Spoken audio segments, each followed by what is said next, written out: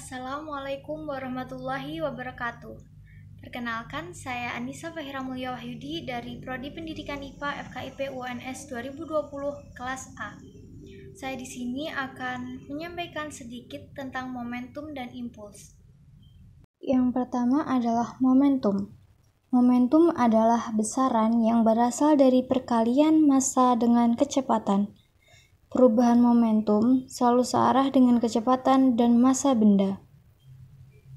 Jadi, semakin besar massa benda dan semakin besar kecepatan benda, maka momentum yang dihasilkan juga semakin besar. Lalu, rumus momentum bisa dirumuskan sebagai P sama dengan M kali V. P merupakan momentum itu sendiri, M merupakan massa, dan V merupakan kecepatan. Contoh permasalahan momentum. Tono yang bermassa 50 kg naik sepeda dengan kecepatan 60 km per jam. Tentukan momentum Tono jika sepeda bergerak pada sumbu X. Di sini yang diketahui adalah massa Tono dan kecepatan. Lalu yang ditanya adalah momentum. Dan dengan tinggal dimasukkan ke rumusnya, M kali V yaitu massa Tono dengan kecepatan. Dirubah dari km per jam ke meter per sekon. Lalu hasilnya 500 km per sekon. Yang kedua adalah impuls. Impuls adalah peristiwa bekerjanya gaya dalam waktu yang sangat singkat. Gaya yang diperlukan untuk membuat sebuah benda tersebut bergerak dalam interval waktu tertentu disebut impuls. Impuls digunakan untuk menambah, mengurangi, dan mengubah arah momentum dalam satuan waktu.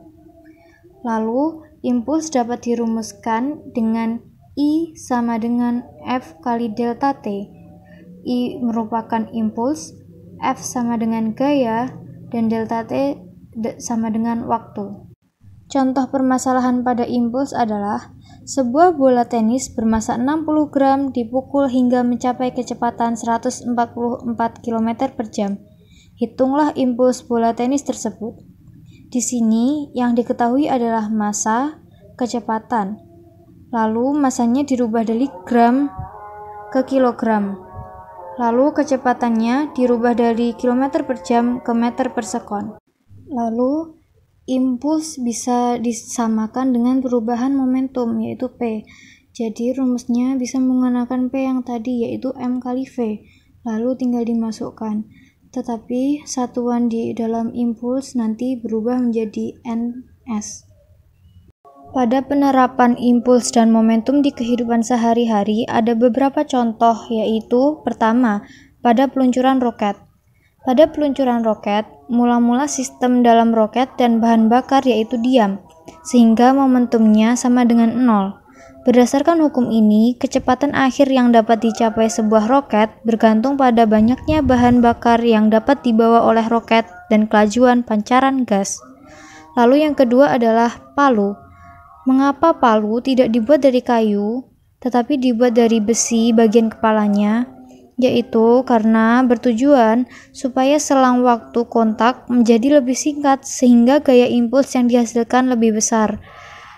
Jika gaya impuls dihasilkan besar, maka paku akan tertanam lebih dalam.